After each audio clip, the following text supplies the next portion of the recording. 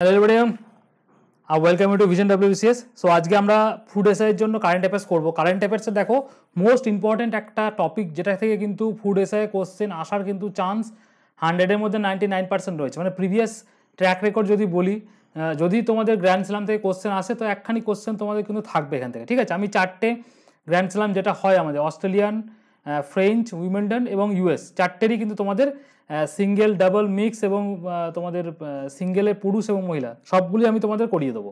ঠিক আছে, তো প্রথম থেকে শেষ অবধি ভিডিওটা তোমরা দেখতে থাকো।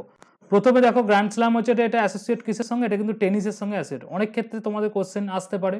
ঠিক আছে, এরপর যেটা হয় যেটা অস্ট্রেলিয়ান ওপেন, ফ্রেঞ্চ ওপেন, উইমেলডন এবং তোমাদের ইউএস ওপেন কোন কোন সময় হতে পারে।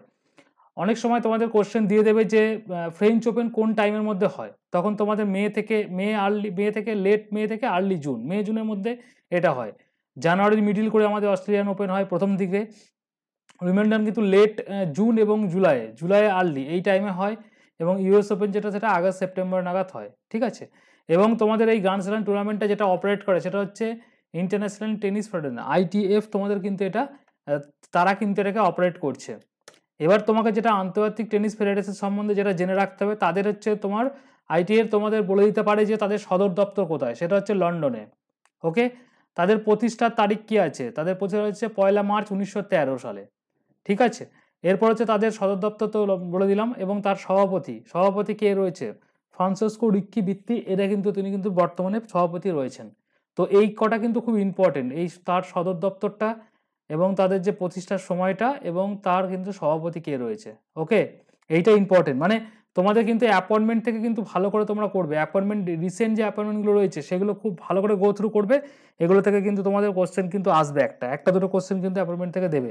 ওকে, এরপর হচ্ছে তোমাদের যে কোন কোন গ্রাসে মানে কোডটা কি থাকে, হ্যাঁ, এই কিসে প্লেটা হয়। যেমন উইমেলডন যেটা রয়েছে সেটা তোমাদের ন্যাচারাল যে গ্রাস রয়েছে সেটার উপর তোমাদের খেলা হয়। এছাড়া তোমাদের এবং উইমেলডন কিন্তু সব থেকে ওল্ডেস্ট টুর্নামেন্ট এবং দিস 4, এই 4টের মধ্যে সব থেকে ওল্ডেস্ট। কোশ্চেন আসতে পারে যে টেনিসের যে গ্র্যান্ড স্ল্যাম আছে এইগুলো কিন্তু মিসটেনি আছে তোমাদের মোস্ট ইম্পর্টেন্ট।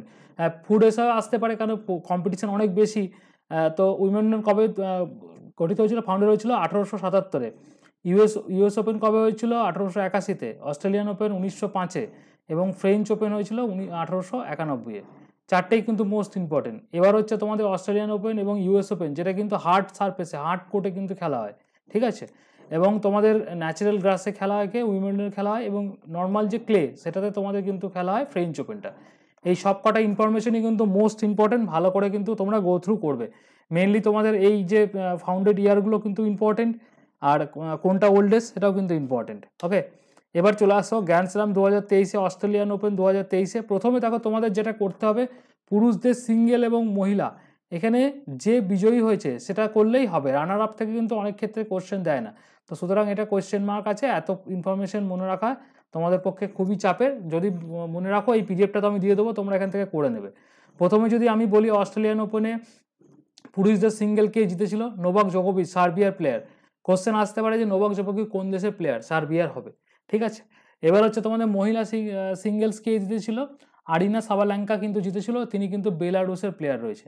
পুরুষদের ডাবলস, মহিলাদের ডাবলস, মিক্সড ডাবলস, এই তিনটেও কিন্তু খুব যে বেশি ইম্পর্টেন্ট তাও নয়, তোমরা কিন্তু এটাও কিন্তু গো থ্রু করে রাখবে। ঠিক আছে, মোস্ট ইম্পর্টেন্ট যেটা সেটা কিন্তু পুরুষ এবং মহিলা সিঙ্গেলসটা মোস্ট ইম্পর্টেন্ট। তাও আবার তোমাদের এখানে বিজয়ী কে হয়েছিল। কোশ্চেন দিয়ে দেবে যে তোমাদের 2023 সালে মানে অস্ট্রেলিয়ান ওপেন 2023-এ পুরুষদের সিঙ্গেলসে কে বিজয়ী হয়েছিল, এরকম কোশ্চেন দিয়ে দেবে। তাহলে তোমাদের কোশ্চেন, ডাইরেক্ট কোশ্চেন তোমাদের কে উত্তর হবে সেটা হচ্ছে নোভাক জোকোভিচ। এগুলো করে নেবে, আর এইগুলো তোমরা পিডিএফ দিয়ে দেবো, তোমরা এই তিনটে কিন্তু গো থ্রু করে নেবে। এরপর চলে আসো উইমেলডন 2023, উইমেলডন ওপেন 2023, সেটাতে কিন্তু পুরুষদের এবং মহিলাদের আবার সেরকমই পুরুষদের কিন্তু বিজয়ী কে রয়েছে, কার্লোস আলকারাজ রয়েছে, তিনি কিন্তু স্পেনের প্লেয়ার রয়েছে, মোস্ট ইম্পর্টেন্ট।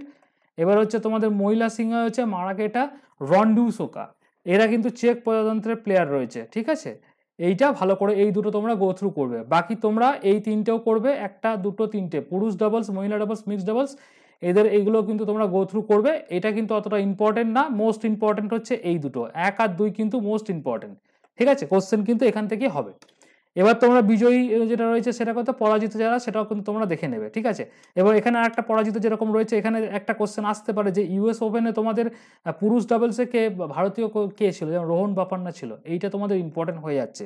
এবার এখানে আমাদের একটা ইম্পর্টেন্ট যেটা রয়েছে আমাদের এখানে মিক্সে অস্ট্রেলিয়ান ওপেনে, সেটা হচ্ছে রোহন বাপান্না এবং সানিয়া মির্জা। এই সানিয়া মির্জা এইটা কিন্তু আমাদের ভারত থেকে যেহেতু তারা রানার্স আপ হয়েছিল, এই জন্য কিন্তু এইটা ইম্পর্টেন্ট হয়ে যাচ্ছে আমাদের অস্ট্রেলিয়ান ওপেন 2023-এ, এইটা তোমরা একটু মনে রাখবে। ওকে, তাহলে উইমেন্ডেন হলো, অস্ট্রেলিয়ান হলো। এবার হচ্ছে ফ্রেঞ্চ ওপেন। ফ্রেঞ্চ ওপেনের সেম পুরুষ সিঙ্গেল, মহিলা সিঙ্গেল। পুরুষদের দেখো নোভাক জোকোভিচ, এইটা কিন্তু মোস্ট ইম্পর্টেন্ট কোশ্চেন কিন্তু যদি আসে, আমি তোমাদের বলছি ফ্রেঞ্চ ওপেন এবং অস্ট্রেলিয়ান ওপেন এই দুটোর মধ্যে পুরুষদের মধ্যে আসারটাই চান্স বেশি, এবং এখানে কিন্তু নোভাক জোকোভিচ কিন্তু অ্যান্সার হয়ে যাবে, ঠিক আছে।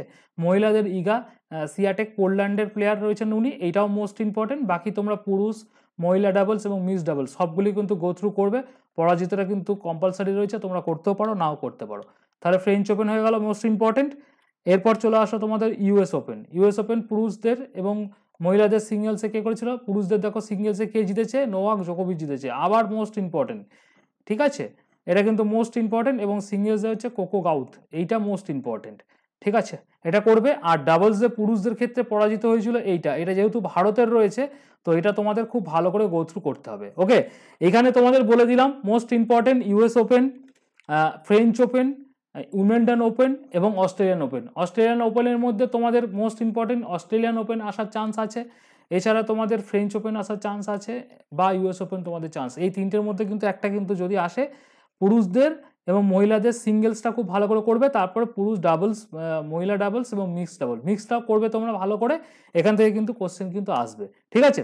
এবার হচ্ছে এই পিডিএফটা তোমরা কোথা থেকে পাবে, আমাদের ভিশন ডাব্লিউবিসিএস এর যে টেলিগ্রাম গ্রুপ রয়েছে, টেলিগ্রাম চ্যানেল রয়েছে, তোমরা যদি টেলিগ্রামকে ইউজ করে থাকো, এখানে সার্চ করবে ভিশন ডাব্লিউবিসি, দেখো 28,000 সামথিং মেম্বার রয়েছে। এইখানে এই পিডিএফটা আমি ড্রপ করে দিচ্ছি, তোমরা ভালো করে পরীক্ষার আগে রিভিশন করে নেবে। নেক্সট ক্লাসে আমি তোমাদের কি করাবো, নোবেল পুরস্কার 2023, খুব ইম্পর্টেন্ট। এখান থেকে কিন্তু একখানি কোশ্চেন আমাদের ফুড এসআইয়ে দেখা যেতে পারে, ঠিক আছে। তো নেক্সট ক্লাস আমাদের কিসের ওপর আসবে, নোবেল পুরস্কার 2023-এর ওপর আসবে। তো ভিশন ডাব্লিউবিসিএস চ্যানেলকে ফলো করো এবং চ্যানেলটাকে সাবস্ক্রাইব করো। Thank you.